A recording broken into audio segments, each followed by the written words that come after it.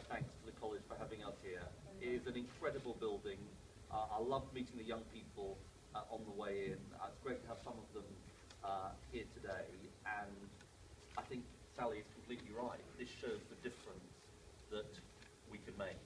And anyone who tells you that buildings don't matter, well, they should just come here and see this building and the difference it makes. So let's hear it for the college and everybody who works here.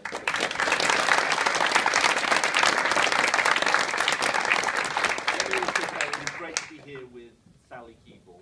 Sally, you are an incredible fighter for Northampton. You were ahead of your time on so many issues. I remember the discussion we had about agency workers. It was you that was saying to me, this is a massive issue and it needs to be addressed, and that our government should have done more to address it. And I vividly remember that conversation that we had. And let me say, ladies and gentlemen, I'm looking forward to having Sally Keeble back in Parliament after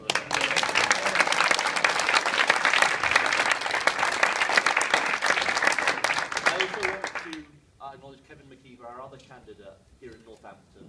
Kevin is doing a brilliant job on the campaign trail. He's fighting for the things that matter to local people. He's running an energetic campaign. Again, let's hear it for Kevin and the great.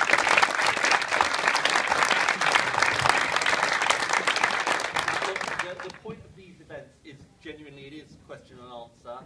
It's not just long speeches from me. I've also got here our new transport spokesman, Michael Duggar, the Shadow Transport Secretary, as of 12 hours or so ago. But he comes from a railway family. He's incredibly pleased to be doing this job, and he and I are going to be taking some of your questions on transport issues. Let me just say a few words then by way of introduction. I'm here to talk about local bus services, but local bus services actually tell you something much bigger about the country. So I want to say something about buses, and I want to say what I think it tells you about the country and the way we need to change the country. Look, there's a long and pretty sorry story on bus deregulation across England, outside London. I say outside London because in London we have a regulated bus system.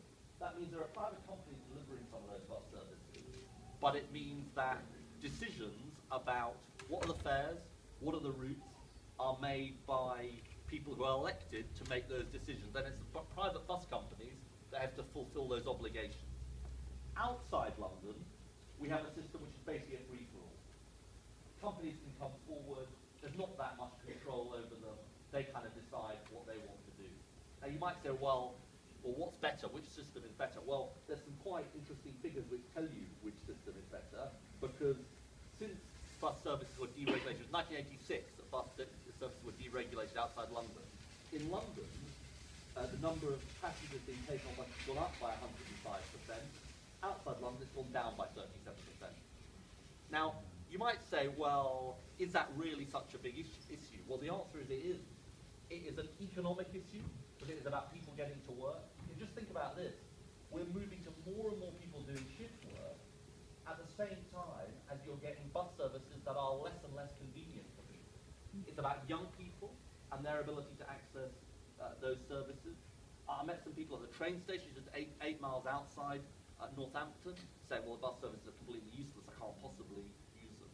So this is a big issue. Now, so it's a big issue. Are we going to do something about it? The answer is yes.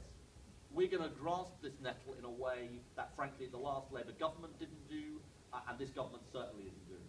And what we're going to say is, well, we're going to give the same power that exists in London to democratically elected people here and right across England. And to say, for the first time, fares, routes, they're not just at the whim of private companies, they're going to be decided by local people, because we think that's right.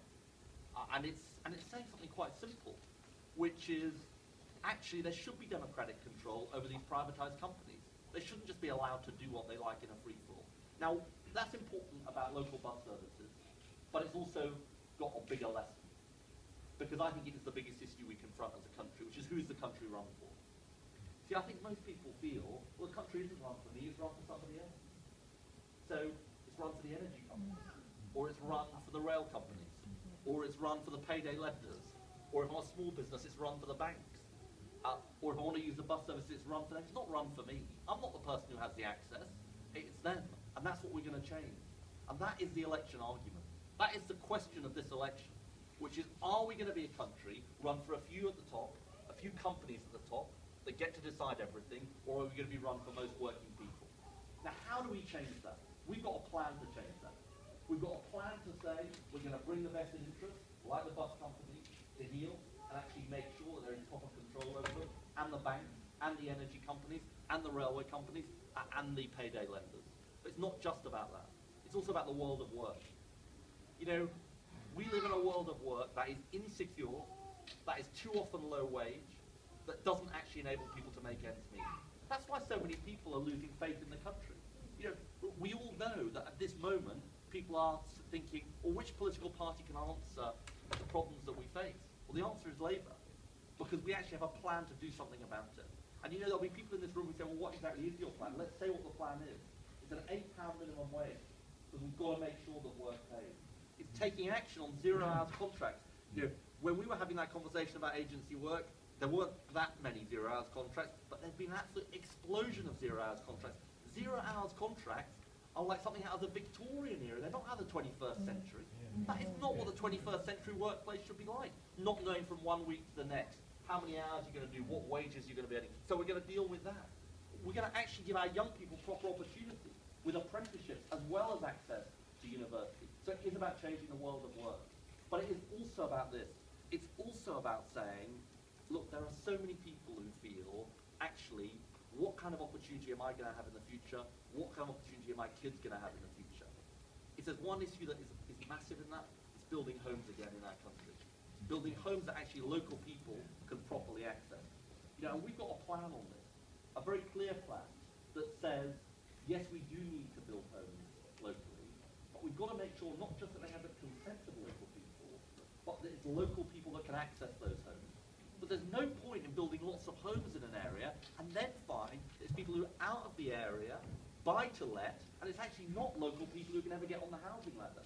So we said, look, we'll give local authorities the chance to set aside at least 50% of those homes for local first-time buyers.